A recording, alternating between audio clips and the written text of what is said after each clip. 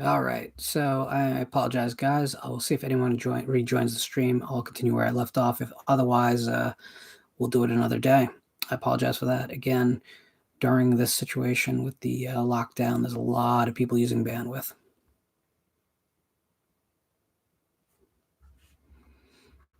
So I got someone there.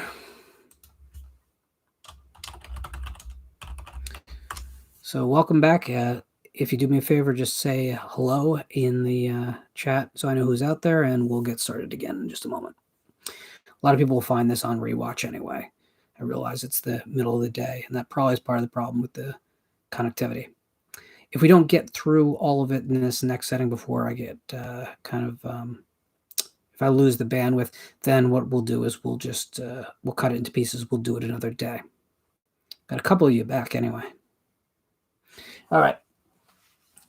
So I am going to continue on in just a second. So the next record I want to discuss is, there we go, Alice Cooper From the Inside. This is the original gatefold release, which was reissued with wrong colors. The back opens as well. Sure. Alice escaping the asylum. The funny thing about this record is its concept seems the most appropriate to horror of anything in the entire Alice Cooper catalog. And this album actually has a great sense of humor, but it's about the darkest period in Alice's life. He was actually in an asylum due to his alcoholism and some erratic behavior.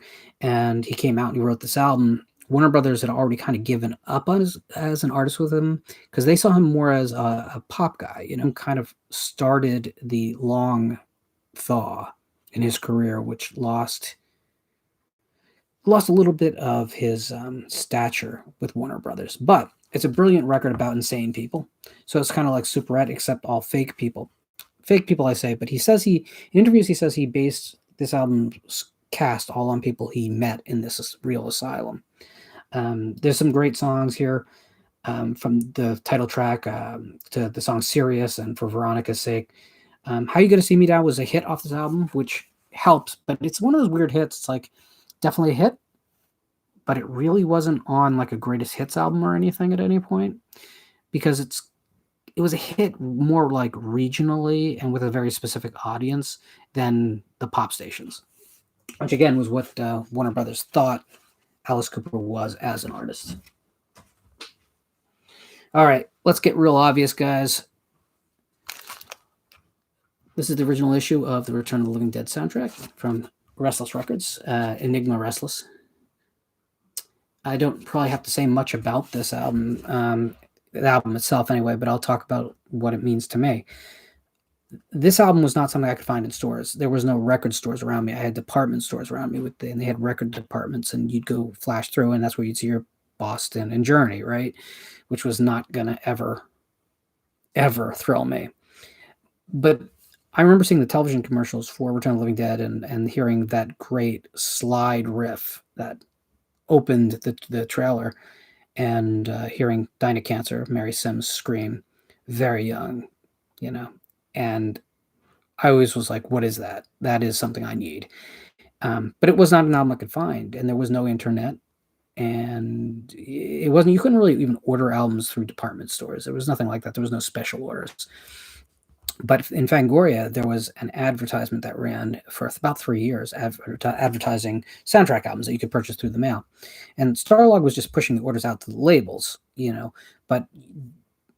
and I think most people were ordering the Terminator soundtrack out of that ad, to be honest with you. But Return of the Living Dead was in it for a while, and I picked this up. And literally every band on this album then became an obsession for me to find all the material. And it started with 45 Grave for obvious reasons, but the Cramps were actually a little bit easier to find because on a rare occasion where I was able to find a record store and get there, you could find the Cramps. So the Cramps were the first thing I owned, but then 45 Grave, and then ultimately the Jet Blackberries, who would go on to be my favorite band of all time. And a couple of years later, The Return of the Living Dead Part 2. This is, I don't know if you can read that, but this is a promo copy that was sent out to radio and record stores. It's hard to say exactly which is the case in this. I purchased this many years later from a used store. Not nearly as good a soundtrack as the original, in my opinion, but I mean, there is some good stuff on there. You have some Julian Cope, and yeah. Okay, it's basically the Julian Cope song, but it's a nice counterpoint to the original, and I kind of love any vinyl that still has its original marketing materials, and it's a cutout, which this is, whenever something was promotional, they always made it a cutout so that it would be recognizable if someone was trying to sell it. And of course, that just becomes more attractive to me now. I will mention that all these vinyl is usually stored inside plastic sleeves to protect them. I took all that off to do this because you don't need to watch me unwrap vinyl all day. Here's something I'm really, really, really, really, really happy about owning, and this is 45 Graves' album, Autopsy. Now, this is not a proper album. I don't mean it's not vinyl. This was a compilation album that helped fulfill their contract with Restless Records. They broke up at a time without having fulfilled the obligation to the label. So the label basically just asked them, what do you have in the archives? What can we put together? And this pulled together most of the early singles, which were much more straightforward punk rock than the gothic punk that was on their debut album, Sleep and Safety. This has become a very rare record in the flesh. It tends to go for about $100 when you see copies for sale in any kind of good condition. And it's an amazing record that documents the growth of this band, and they are one of my favorite bands of all time. Okay, so again, we're going to go obvious for a second. I probably don't need to say much to you about it. So this was a really beaten up copy of the Trick or Treat soundtrack that I found as a young man. And, I like Fastway. I think they're good for the time period. I'm not going to say that the music has endured particularly well, but I think our memories of the movie with the music and the time period, it all plays. And, also the connection to Motorhead is in Fast Eddie Kramer is there. So, I mean, I think it works. Okay, here's the other piece of 45 Grave rarity that I'm pretty proud of owning. This is A Tale of Strange Phenomena. So this is really bizarre record. It was extremely a limited pressing, and because of that, it's become very, very collectible and very expensive to find. It contains not much. I mean, there's only one track on the record that you can't get elsewhere, and that's the live version of the Black Cross from the Whiskey A Go-Go in '82. And I wouldn't even say that that's essential. But what this is it was meant to be used kind of tongue-in-cheek and to kind of poke fun at the radio industry, because the second side of it is a question and answer interview, whereas they tell you what to read off of. Literally, they tell you what questions to ask the band, and then the band answers them. So you could make a fake interview if you are on the radio. But it's very tongue-in-cheek, and the answers are crazy answers. There's one point where Paul B. Cutler's talking about being able to control the traffic signals with his mind, which is amazing. It's an amazingly psychotic moment. But very proud to have that. All right. This will make everyone happy. So this is an Alice Cooper picture disc from '87. It is an interview, and Alice talks about a lot of pretty cool things. It's very much of its time. They don't really talk about the original band, but he does talk about horror movies in it, and he talks very, very, very extensively about how he feels that Rambo is a slasher film. And I think it's an amazing. It doesn't sound great. The sound quality on a lot of these older picture discs was not great, if we're being honest. But also, the back cover is pretty damn cool too, and it also shows that Alice had definitely needed in real life to have some good dental work done at this point in his life.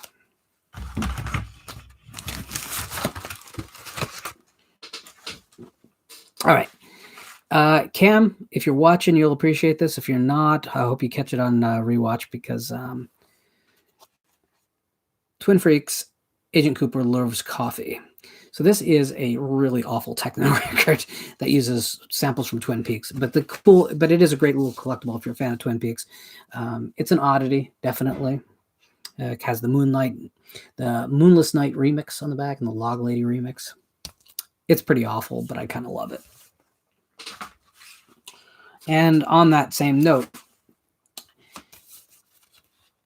a record just called Halloween. So this was a completely unauthorized house music remix of John Carpenter's Halloween theme. It's not good, and it's aged even worse than it was when it came out, but it's a cool curiosity.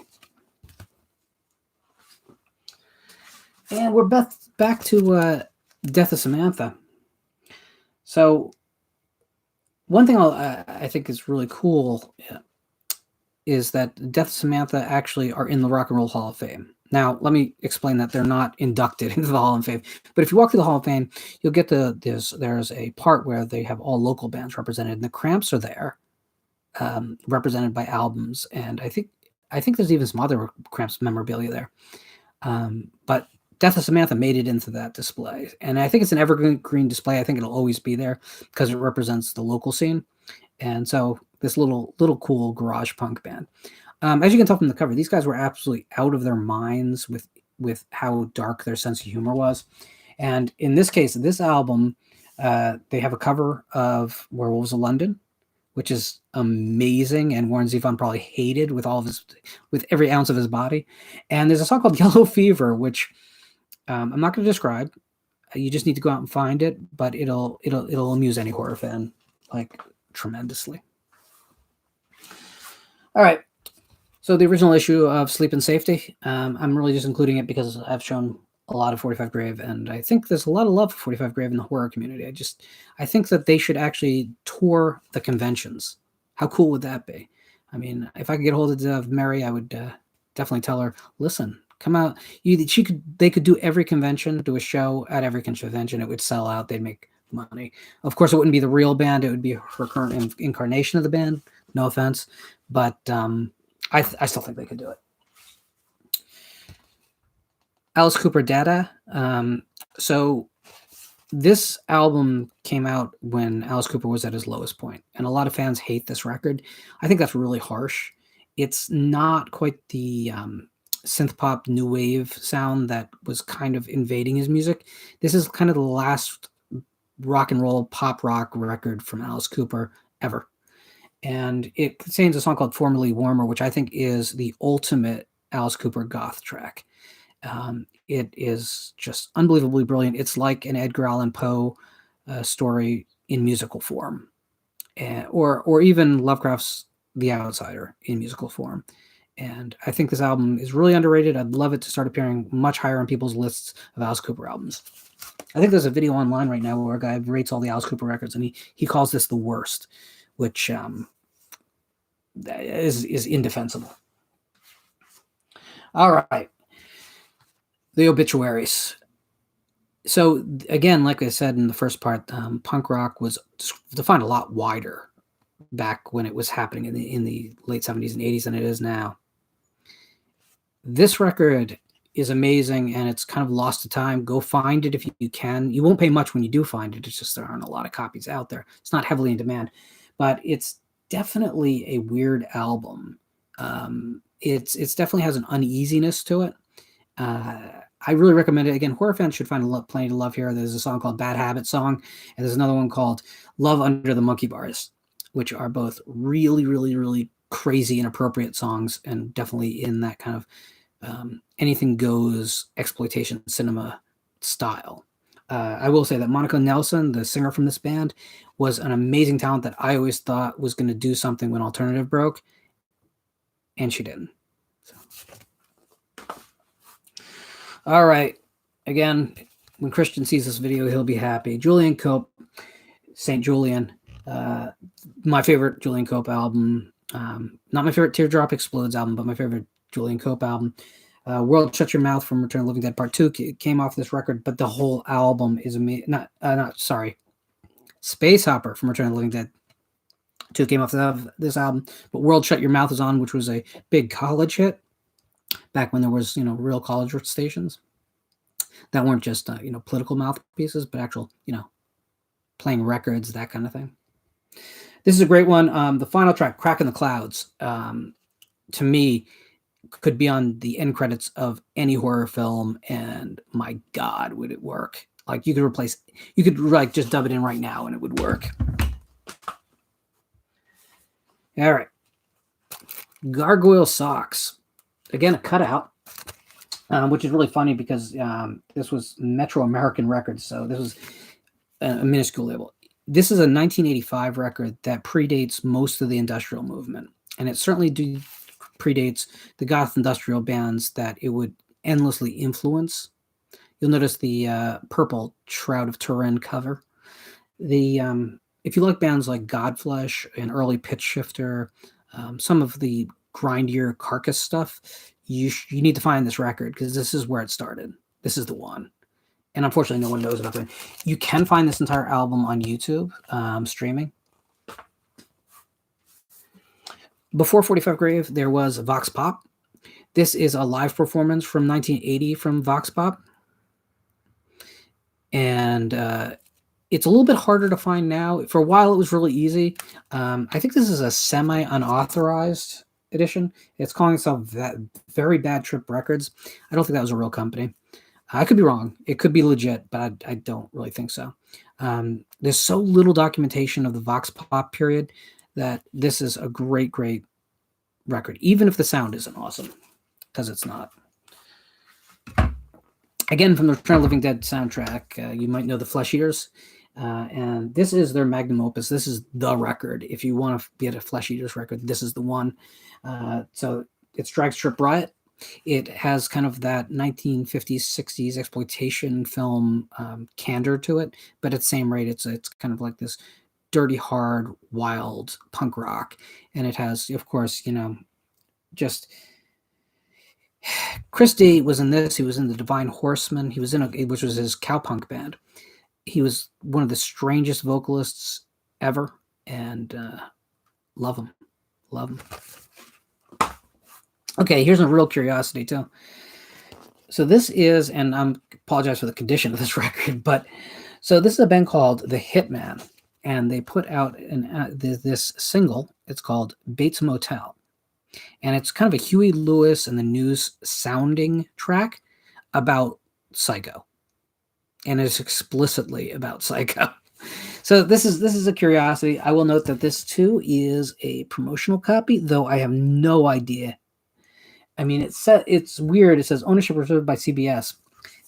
This wasn't a CBS record. I don't know what's going on with that stamp. Maybe someone added it later as a goof. I don't know. So this is a 10-inch record, so smaller than a standard record. From Concrete Blonde, this is their 10-inch for Jonestown, their song about the Jim Jones mass suicide. And I love the cover with all the sheep. I mean, it can't be more appropriate. This album starts with a sample of Jim Jones giving a sermon, and it's an amazing song. Concrete Blonde always had a lot to do with the horror genre, though. I mean, their music was used in the Hidden. They have a song called Bloodletting, the vampire song, which is just this, kind of romantic gothic piece about vampires. Even their big hit, Joey, is about a guy coming through withdrawal. I mean, there was always this very dark material from these guys. And John Neapolitano at the time was just the most amazing voice in rock and roll, I think. All right, here's a bizarre one. This is a bootleg of Black Sabbath performing in Chicago. It literally is, you can't probably make it out on screen, but this is as bootleg as bootlegs get. This thing was not produced. It escaped from someone's house. But listen to this.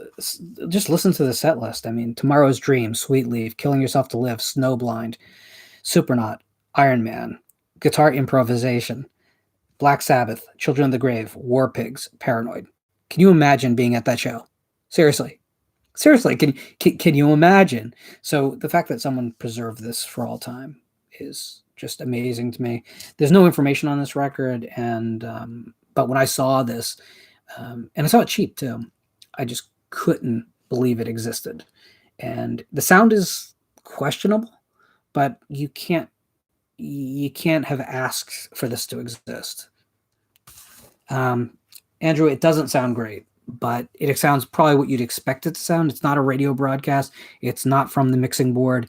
It is a floor recording, which at the time couldn't have been like a handheld recorder. Someone had to have like smuggled real equipment onto the floor. This is obviously original lineup, Black Sabbath. This is definitely within the first 4 years of the band. Well, I shouldn't say that. So within the first half decade, saving it doesn't have, again, it doesn't even give me a date of the performance, but I don't care. All right, Cassandra Complex. This is the band that introduced me to industrial music. This was it. These guys were incredible innovators that history has forgotten, and everyone thinks that Al Jurgensen invented the sound now, but these were the guys that were putting in the work. This was an early Wax Trax record from them, but they had been out for quite a few years before this on different labels. Again, for some reason, German labels loved industrial, so if you wanted to find it, you could do so.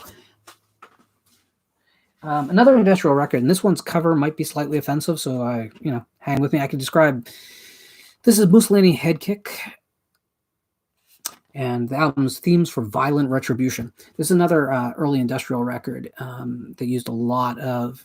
It's an anti-fascist record. I want to make that very clear, and that cover is a completely brutal, real photo that's been manipulated with the swastika, but. It is a very, very dark experience.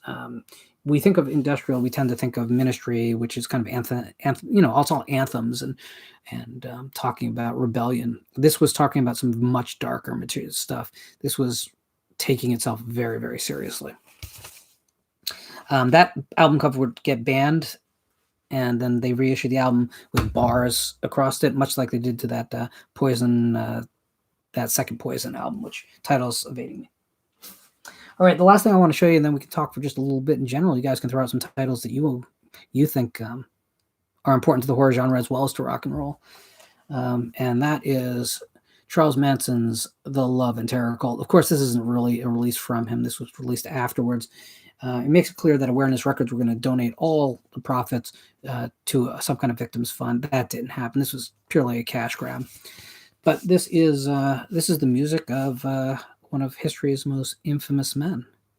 I can't say I honestly think he was a good songwriter.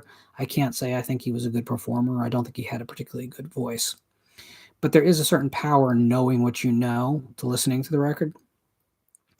I will say, I mean, if you don't know, the Beach Boys did record a song, heavily rewritten, that was originally written by Charles Manson. So he had some small success as a songwriter. This is very, very available. You can find this cheaply out there. All the songs are available on YouTube. I mean, I wouldn't go too far out of your way, and I certainly wouldn't pay a lot of money because you won't really listen to it as much as you probably think you will. But I think it's cool curiosity, and definitely has relevance to the genre. So let me go through the comments because I've been ignoring you guys too much in hopes that I'd just get through this before I had any connection problems. Let's go to the front. Jacob says, now you're functioning. Before you were like a glitchy ghost from Cairo. Yeah, well, that's not a bad thing, right? Those first few years of J-horror, I was a big fan, and Ringu is one of my favorite films of all time. And I will say that Ringu's Zero Birthday, I think, is an underrated classic as well. Not as good as the original, but it's pretty close. It's this wonderful, like, strange drama until it's not, and then it's like someone squeezing your balls hard. It's so scary. Al says, "What's up, Lauren? Just trying to get through a live stream without being thrown off the internet, my man." Ray says, Cooper's album title, DaDa? I believe we're talking about DaDa, DaDa. Alpha Mercer says the fact that the album soundtrack was good. It was actually. The problem with when we get to that era is they were just throwing whatever alternative bands they could on a soundtrack because I Know What You Did Last Summer had done so well, and Scream, of course, had used Nick Cave. I think it kind of gets kind of murky about that. I don't know that I like music just being thrown into horror films. I mean, pop music into horror films. I think that can play very badly. I know there's people out there who are nostalgic for things like Darkest Side of the Night, but for me, I don't know. I kind of love traditional scores. Al says, nice shirt, Lauren. Yes, sir. I used to have one that was of the same design that was a lot clearer. This is kind of a much more murky design. It's not as bad as some I've seen. I've seen some that are black and white and just, they look like a newspaper clipping put on a shirt, which I guess is cool in its own way. Jacob clarifies to Ray that we were talking about From the Inside. Yeah, From the Inside is an amazing record. Just don't expect a hard rock record because it's not. It was co-written by Bernie Taupin, who was Elton John's songwriter for all the classic years. All the big Elton John songs that you know and love were co-written by Bernie Taupin, and he got together with Alice for that record. Al from Russia says, nice collection, man. Hey, this is a very small part of my record collection.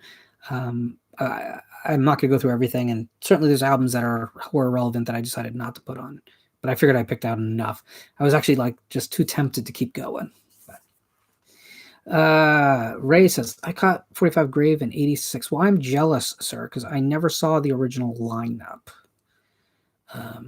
And that's a disaster in my life because this is one band that will not reune. It can't, for one thing. I mean, Rob Ritter is dead. So that's one thing. But I would settle for the rest of the band getting together, but I don't think it'll ever happen. Andrew says, hey, Lauren, you're back. I certainly am, sir. It takes more than just an overloaded internet security grid to keep me down. Al from Russia says, some classic records. Absolutely. So I've been collecting records since I was a teenager, and I've never really given anything up from the collection. So, Al from Russia says, nice. Jacob says, if DaDa came out earlier, I don't think it would have been rejected as easily. Similar to how Ministry fans tend to accept every day as Halloween, despite it having nothing in common with their overall sound. Today, yeah. Because Every Day is Halloween is a great pop track. It's a great pop track the way I listen to something like How Soon Is Now, right? But I remember when Ministry put out Mind is a Terrible Thing to Taste. Twitch had already come out, and Mind was kind of like that next level record. And at that time, Ministry fans weren't okay with Sympathy at all. I think we've softened on it because we've grown up. I mean, we're not looking to be the biggest fan of any one thing anymore. We all just want to be well-rounded people. That's my hope anyway. So Andrew says, I used to heavily collect bootleg concerts from the Guitars 101 forum. I love them regardless of sound quality. It's just amazing to hear. Here's the thing. When bootlegging really started up on DVD, I started buying them, and I was always disappointed. There was something about that format that doesn't do justice to the live experience. It's too cold of a format. Vinyl sounds a whole lot better. Even MP3 recordings, native MP3 recording sounds much truer to the live sound of seeing a band than digital. Even if they started out as tape recordings, once you put them on digital, there was a distance that put, to my ears anyway. So I very quickly abandoned that. I have a bootleg of Hole performing in '92 that is one of my favorite records because it's just so incredibly raw. I'm a big Hole fan. I'm a big Courtney Love fan. I know no one out there is going to be. I get it. I think she's the best lyricist we have alive today. And Dark as All Hell, so it probably could have been in this stack. But I think she gets a lot of criticism that if she was simply a male performer who hadn't been married to Kurt Cobain, she wouldn't receive. People talk, oh, well, she's a junkie. Hello, Keith Richards. Do we hold him to that standard? I don't know. And it's like, oh, well, she's a mother. Well, that's pure sexism right there, because Keith Richards was a father. Keith Richards also snorted his father's ashes. We don't hold him to some ridiculous standard. So I refuse to. Now, Courtney's good with me. And if you're one of those people who just doesn't like her because you think she killed Kurt, you weren't paying attention at all to who Kurt Cobain was then. You just weren't. Alpha Mercer says, I love horror soundtracks so much. Great bands and scores. Yeah, I do. I love horror scores as well. I didn't want this video to be that because I think that I'm trying to start different conversations with my channel as opposed to just the ones that kind of everyone gets around to. And I'm sure at some point I'll fail and I'll do, hey, what do you guys think of the Friday the 13th series? Which is your favorite chapter? But I think we've had enough of that conversation. We have it enough other places that's not what this channel is going to be about. Joe Bob says, going on, Lauren, it looks real nice outside. It does look really nice outside. I'm definitely going to get outside today. I've been my block is about a mile. It's just under a mile, and I've been doing 2 laps of it every day for months now. And I really love. Even yesterday, it was raining on me. I didn't care. I walked it. So I'm big on actually getting outside the house. I'm white enough as is. A little bit of sun can't hurt. Jacob says, there's a lot of great Asian horror, much like everything you have to look harder for it, though.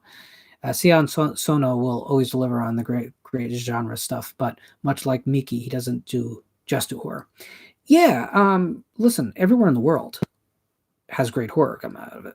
Everywhere. Sometimes it's kind of like in music world, them discovering Seattle. It wasn't like Seattle just started making music. There was a scene there from the 60s onward. Heart came out of there. Hendrix came out of there. But if you ask most people, oh, you mean when Nirvana broke? Well, there's a little bit more to it than that. So everyone in the world produces great horror. At the moment, the great Asian horror, of course, is coming out of Indonesia and Malaysia. I can't even tell you guys, if you guys don't check out like what's going on in Indonesia, if you don't check out what's happening in India, if you don't check out what's happening in to a lesser degree in other nations like Malaysia, then you're really missing out on what's really going on in horror right now. Because what's going on in this country, whether you're talking underwater or the turning, that's nothing. That's going to be forgotten. That's going to have no impact. It's not going to inform the genre going forward. Jeff Bradley.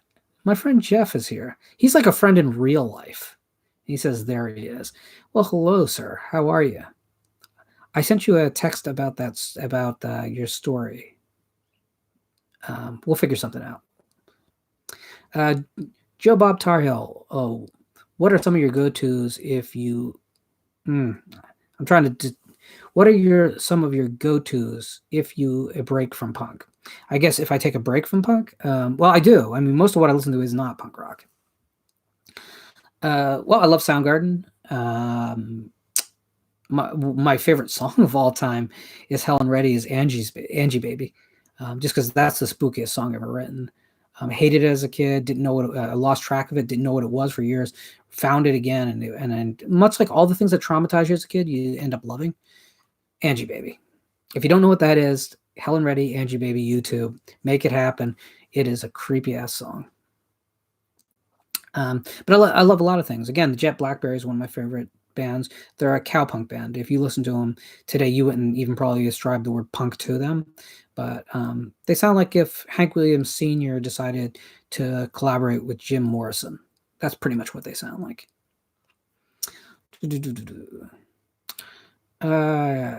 Jeff Bradley says, can we expect a horror and industrial follow-up to this conversation? I think that's what we're having, my man.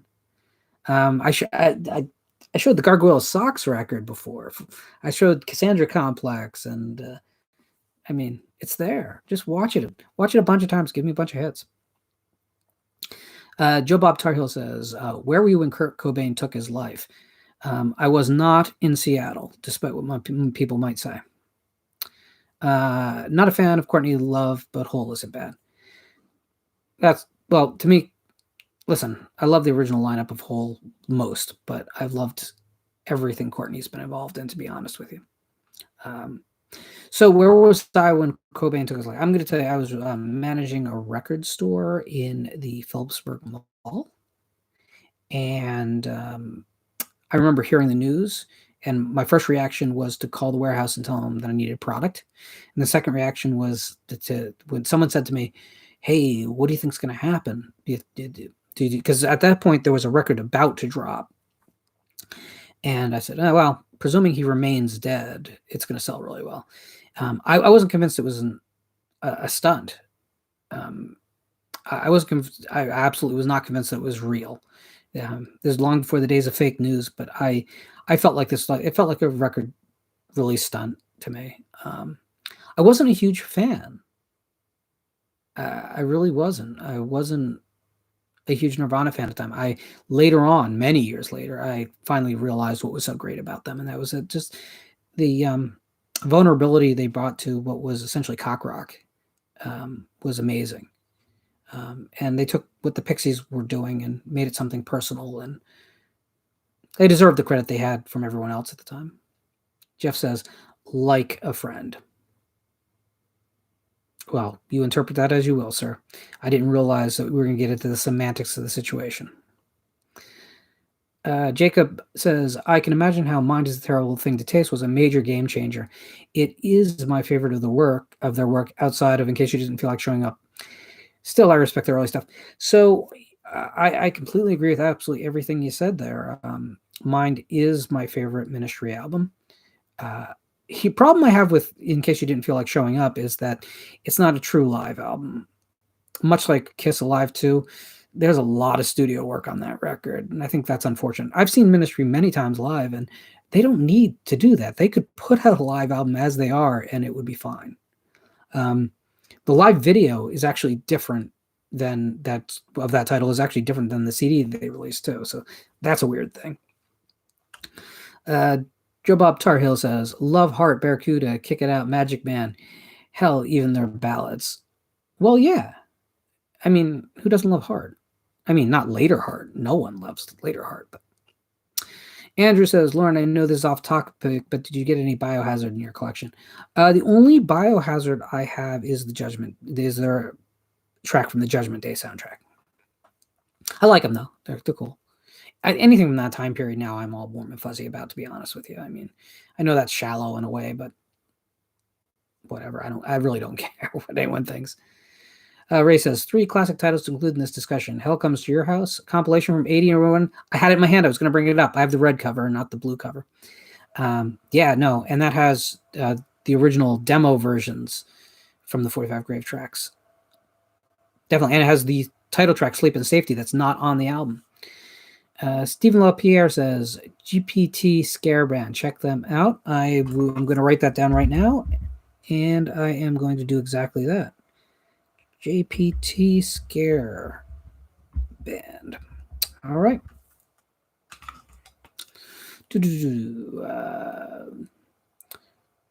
Ray Flores says, sorry, forgot to add 2 other titles. Susie and the Banshees, Join Hands. Love it.